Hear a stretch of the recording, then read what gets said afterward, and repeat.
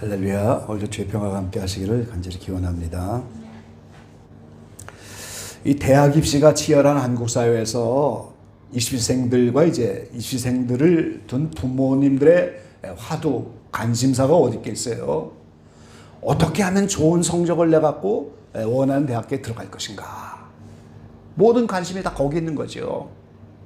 그래서 가외를 시키기도 하고 학원에 보내기도 하고 뭐 조기 교육을 시키기도 하고 수많은 학습법들이 있는데 어떤 방법을 써도 공부에 기본이 있는 거예요.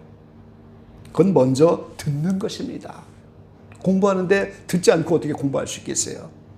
학교에 가서도 선생님의 말씀을 들어야 되고 학원 가서도 들어야 돼요. 그 다음에 보는 거예요. 요새는 컴퓨터도 강좌들이 많잖아요. 자율학습도 할 수 있고 또 인터넷 수업도 할 수 있고 또 우리가 배운 것을 복습하고 이게 다 보는 방법이잖아요. 그 다음에 듣고 보고 이걸 통해서 깨달아 아는 거예요. 그걸 우리는 배운다라고 하는 거예요. 그래서 이제 입시를 하게 되는 건데 오늘 신앙생활도 마찬가지라는 겁니다. 오늘 저와 여러분은 하나님 나라의 입시생들이에요. 성경이라고 하는 교재를 통해서 공부하는 학생들입니다. 저와 여러분. 그래서 우리도 좋은 성적을 내야 되는 것이고 이 하나님 나라도 무조건 가는 것이 아니고 커트라인이 다 있는 거예요. 성적에 따라 상급의 차이도 있는 거예요.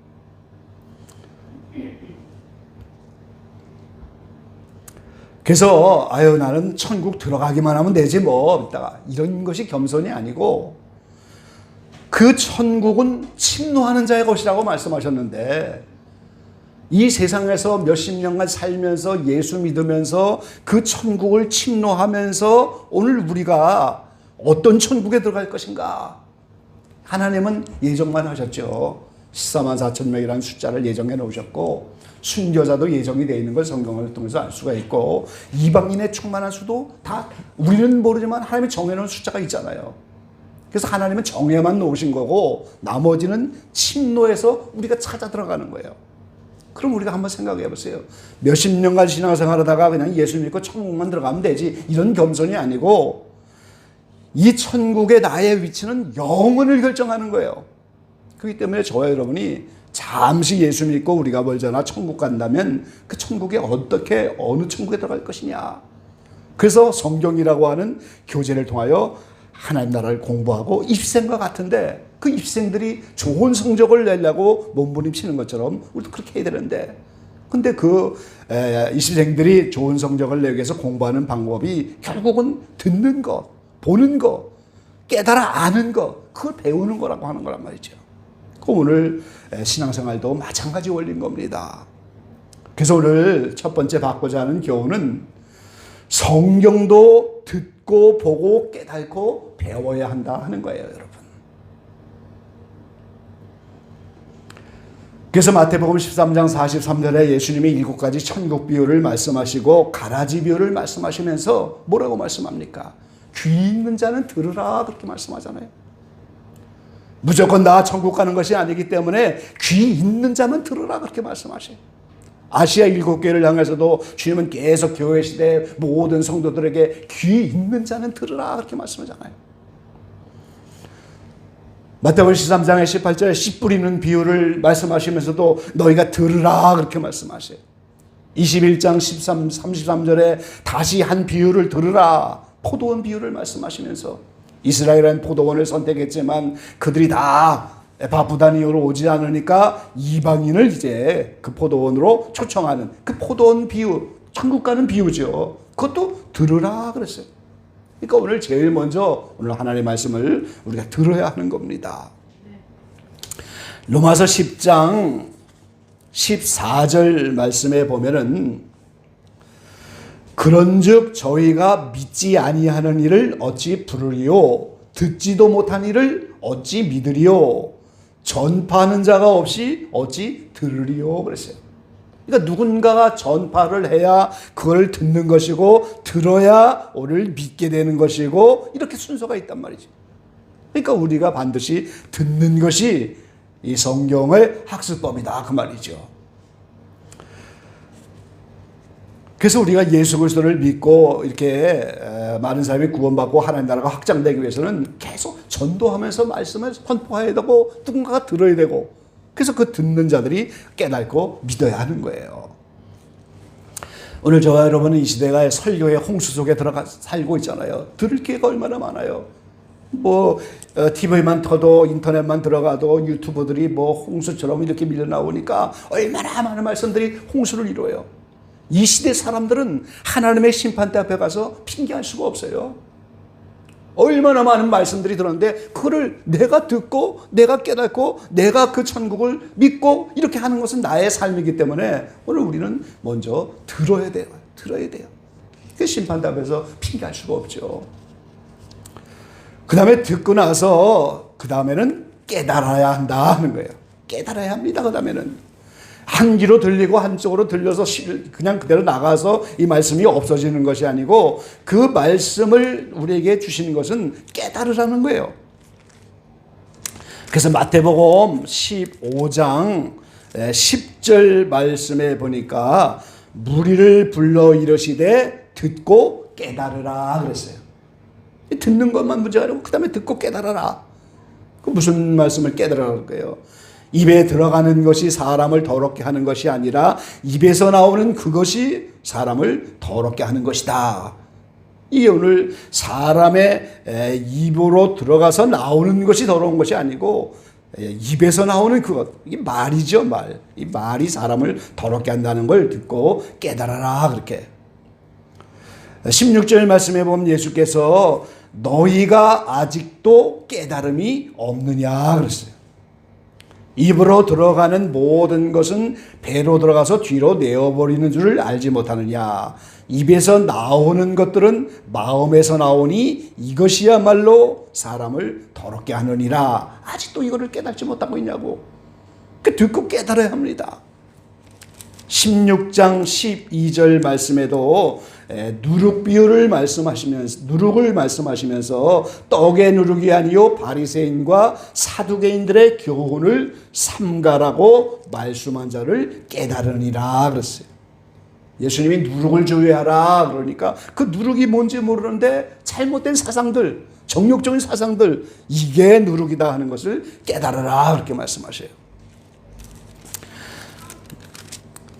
마태복음 17장 13절 말씀에 보면은 그제야 제자들이 예수의 말씀하신 것이 세례 요한인 줄을 깨달으니라 그랬어요. 오리라 한 엘리야가 이 사람이다 하는데 그게 바로 세례 요한이었구나 하는 것을 이제 제자들이 비로소 깨달았다는 거예요. 오늘 성경은 우리가 듣는 겁니다. 그리고 깨달아야 돼요. 그러고 나서 더 나가서 주님은 배우라 이렇게 말씀하셨어요. 배우라.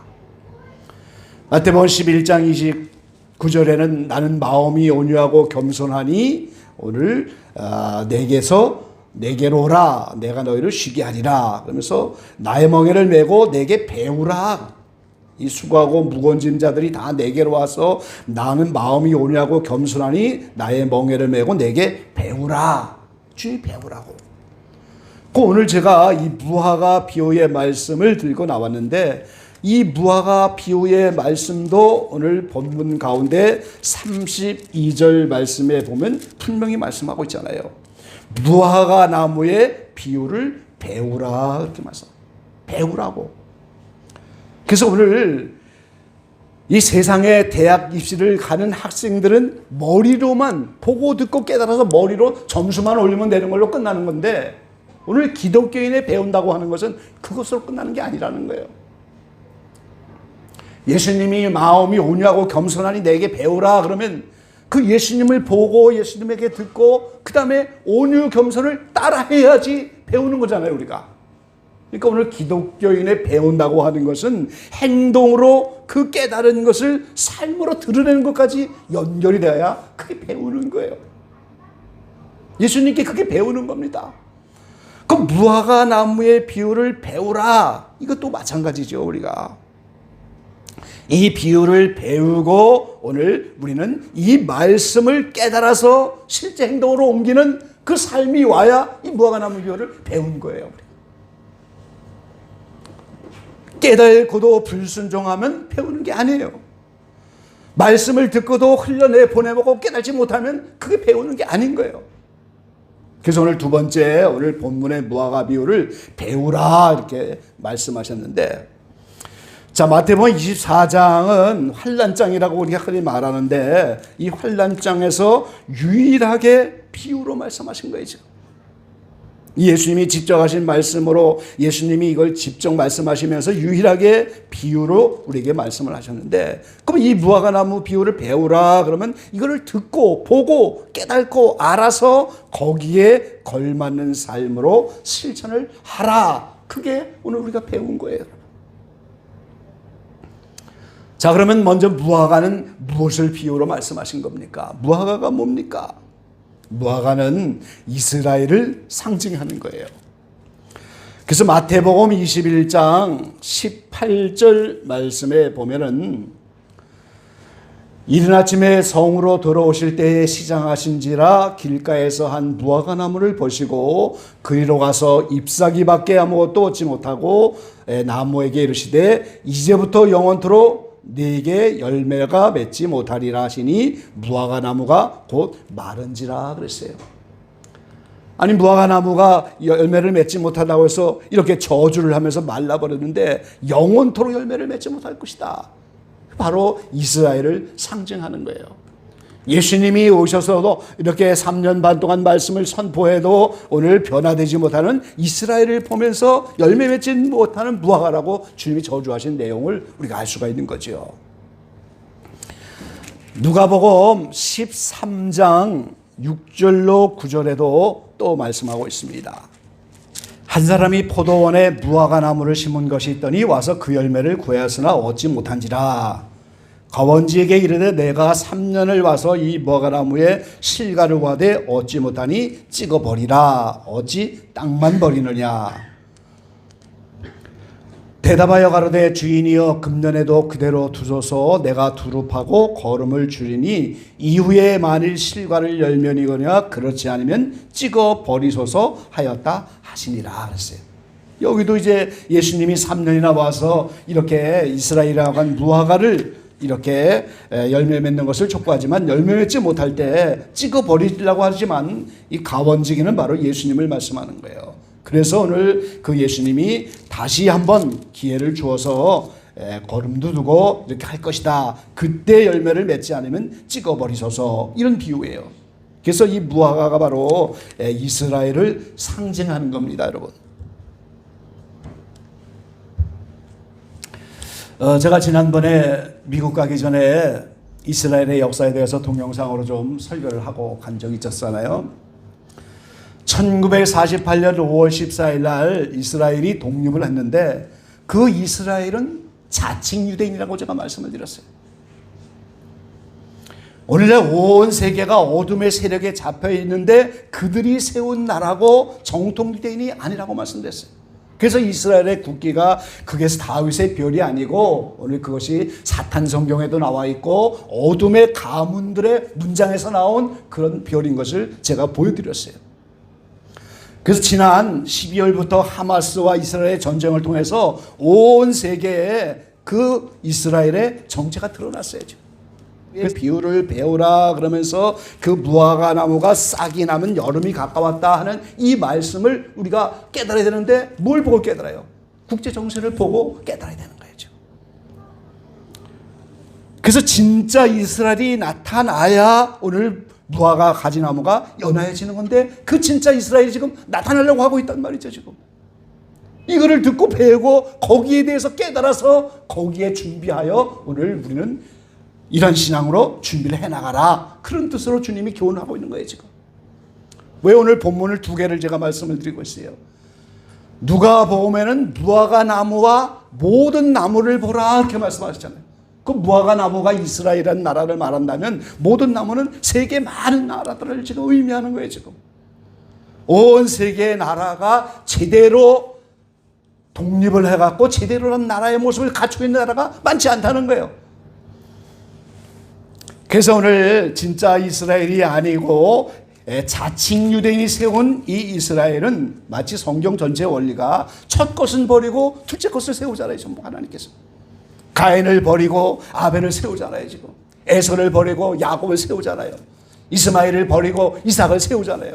사울 첫째 왕을 버리고 다윗을 세우잖아요. 적그리스도를 제일 먼저 오지만 버리고 예수님 메시아를 세우잖아요. 전부 첫 것은 버리는 거예요. 지금 하나님이. 그러니까 이스라엘이라고 하는 자칭 유대인의 이 나라도 지금 버리고 새로운 정말 정통 이스라엘이 나타나려고 하는 그때를 지금 우리가 보고 있는 거예요. 이거를 보고 듣고 배우고 깨달아라. 그 다음에 깨달으면 어떻게 돼요? 그걸 실천하여 옮기라. 그 말이에요 지금. 그럼 세 번째, 이스라엘을 보고 듣고 배우는 게 왜 중요하냐? 이스라엘이 이렇게 이제 싹을 내고 그 이스라엘이 새롭게 정통으로 나타나면 그 다음에 뭐라고 말씀합니까? 인자가 문 앞에 이른 줄을 알라. 그렇게 말씀합니다. 하나님 나라가 가까운 줄을 알아라. 그렇게 말씀하잖아요 지금.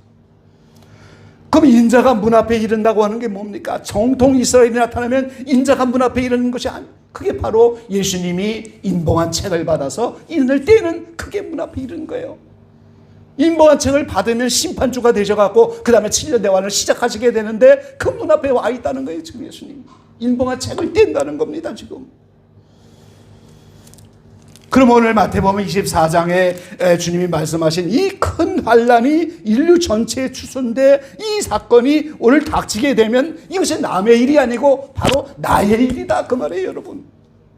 그래서 우리가 이걸 배우고 듣고 깨달아야 하는 거예요 지금. 이게 남의 일이 아닌 거예요. 왜 그렇습니까? 하나님은 공동체적으로 추수하시는 분이기 때문에 그래요. 그물 비유를 보세요. 초대교회 오순절날 교회라고 하는 그물이 생겨서 그물에 가득 차면은 한 마리씩 추수하는 게 아니잖아요. 전부 물가로 끌어내서 좋은 물고기 못된 물고기를 한꺼번에 하나님이 추수하시잖아요. 가라지 비유도 마찬가지죠. 가라지를 뽑아낼까요? 그러니까 이삭이 다치지 않도록 한꺼번에 세상 끝에 가서 추수할 때 그때 갈라내는 거예요. 성경은 전체가 공동체적으로 추수하는 것이지 개인적으로 추수하는 것이 아니에요. 그래서 교회 시대에 어느 시간에 살았든지 성경은 전부 우리를 잔다고 말하고 있잖아요 지금. 예수님이 야이로의 딸이 죽었을 때도 잔다 그러고 나사로가 죽었을 때도 잔다 그렇게 말씀하시고 부활장 고린도 15장에도 자는 자 중에서 깨어 그렇게 말씀하잖아요. 24장로가 이렇게 예수님 부활 후에 일어나는 것도 자는 자 중에 깨어 그렇게 말씀하잖아요. 데살로니가서 4장 휴거되는 성도들도 자는 자 중에 그렇게 말씀합니다. 전부 자면서 오늘 예수님이 심판주로 인봉한 책을 딱 받으며 심판주로 등장하면 그때 깨어나는 거예요 지금. 그러면 어떻게 돼요? 오늘 저와 여러분의 영혼도 바로 그 심판의 자리에 함께 설 수밖에 없는 그때가 우리 눈앞에 닥쳤다는 거예요 지금. 그래서 오늘 무화과 비유를 말씀하며 계속해서 뭐라고 말씀해요? 깨어있으라고 계속해서 주님이 권면하고 있는 거예요 여러분.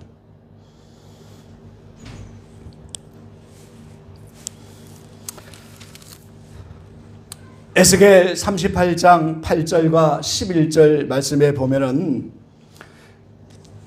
1300년 만에 일어나는 인류의 3차 대전인데 이스라엘이 평안히 거하는 때다 이렇게 말씀하셨어요. 그 환난 중이라면 그게 평안히 거하는 때예요. 환난 중에 무슨 평안히 거할 때가 되겠어요. 환난 전에 인때는 그 가정 속에서 요셉의 7년처럼 온 세계가 평안하다 안전하다 할 그때 바로 제3정권이 세워지면서 대환란의 준비가 다 이루어지는 거예요. 인류 전체에 큰 은혜를 베풀으시는 무리바 생수가 그때 나타나는 거고, 그래서 예수님이 이를 때는 것이 큰 은혜의 무리바 생수요, 인류 전체가 솔로몬 성전을 지을 때 무리바 생수가 온 것처럼 다시 제3성전이 세워지면서 이제 인류 전체가 큰 은혜를 때를 받는 그때가 바로 무화과 나무가 가지를 내면 그때 인자가 문 앞에 와서 그 일이 이루어진다는 거예요 지금. 그럼 내 영혼도 그 추수 때 함께 들어갈 수밖에 없고 바로 내 앞에 주님이 심판주로 서게 되는 그 장면을 내가 이 시대에 만난다는 거예요 여러분.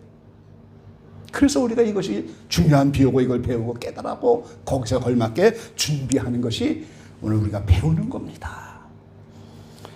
여러분 재판을 받아보셨어요? 이 사람의 죄가 사형이냐 살려둘 것이냐, 재판받는 입장에서 얼마나 두렵겠어요. 그게 사형을 면할 것이냐, 최하 2년에서 20년을 살아야 되는데 이제 나는 몇 년을 받을 거냐. 그 재판 앞에 서 있는 사람은 그 두려움을 아는 거예요. 심판주인 예수님이 인봉한 책을 떼고 이렇게 대환란으로 심판한 그 자리에 인류 역사의 모든 영혼들이 한꺼번에 자다가게 해서 거기에 지금 한꺼번에 심판받는 나도 살아있든 죽어있든 그 자리에 서게 되는데 그게 얼마나 두렵고 떨리는 일이에요. 우리가 이것을 배우고 우리는 깨달아서 준비해야 하는 겁니다, 여러분. 저와 여러분은 천국에 들어가기 위한 입시생들인 거예요, 지금. 커트라인을 다 가지고 있어요, 성경은. 가장 시급하고 중요한 문제가 내가 이 커트라인을 가지고 내가 거기 들어갈 것이냐. 끊임없이 그걸 배워서 예수님처럼 온유 겸손을 배우고 듣고 깨달아서 변화되고 실천되어야 되는 거고 말이죠. 내가 이 커트라인에 들어갈 것인가 자기를 살피면서 마치 대학에 들어가려고 하는 입시생처럼 그 부모님처럼 그렇게 준비해야 되는 거예요. 이게 얼마나 중요한 일인 거예요, 여러분. 제가 2007년에 미국에서 돌아와서 상주에서 목회할 때요. 그 미국에서 교제한 한의사, 중국 연변분이죠. 조선족 분인데 그분이 한의사인데 오늘 양반까지 해갖고 미국에 와서 갖고 예수 믿게 돼갖고 그분하고 교제를 했는데 이분이 아들을 저희는 상주로 데리고 왔어요. 대학교를 보내려고 하는데 한국에다 보내려고 한다고. 그래서 그때 제가 상주대학교를 알아봐 갖고 말이죠. 여러 가지 서류를 준비하고 그 상주대학교가 그때 경북대에 편입을 될 놀라운 학교입니다. 지방대학교로 끝나는 게 아니에요. 경북대가 얼마나 좋은 학교예요. 그래서 이 아이를 제가 그 상주대학교에 입학을 시켰는데 놀라지 마세요. 4년 전액 장학금으로. 그때 제가 장학생과 낙제생이라고 하는 그런 제목으로 그리스도 복음신보에 칼럼을 썼어요. 그게 제 양떼발자친가 거기에 지금 그렇게 남아있잖아요. 4년 전액 장학생, 멀리 연변 그 중국 땅에서 와갖고 이 아이가 한국에 와서 대학교에 들어가갖고 성적만 유지하면 4년 전액 장학생이. 그걸 보면서 오늘 우리의 삶이 바로 하나님 보시기에 내가 이 성경을 중심으로 해갖고 지금 예수님의 견요om손을 배워가면서 나는 영적으로 장학생인가 낙제생인가 그거를 좀 짚어보는 그런 계기가 되면서 나는 낙제생이 아닐까, 나는 장학생이 되고 싶다, 그런 마음으로 그때 글을 쓴 거예요. 그리스도 복음신보에. 여러분의 삶은 지금 어떻습니까? 하나님 보시기에 지금 나는 장학생인가 아니면 낙제생인가? 성경을 보고 듣고 깨달아서 그것을 깨달은 그대로 입시생들은 그냥 지식으로 알고 점수만 따면 되지만 오늘 우리는 듣고 보고 배워서 정말 삶으로 변화가 되는 것까지가 예수님을 배우고 온유 겸손을 배우는 것이고 성경을 배우는 거예요. 삶의 변화가 일어나지 않으면 그건 배운 게 아닙니다. 듣는 걸로 끝나는 거예요, 지금.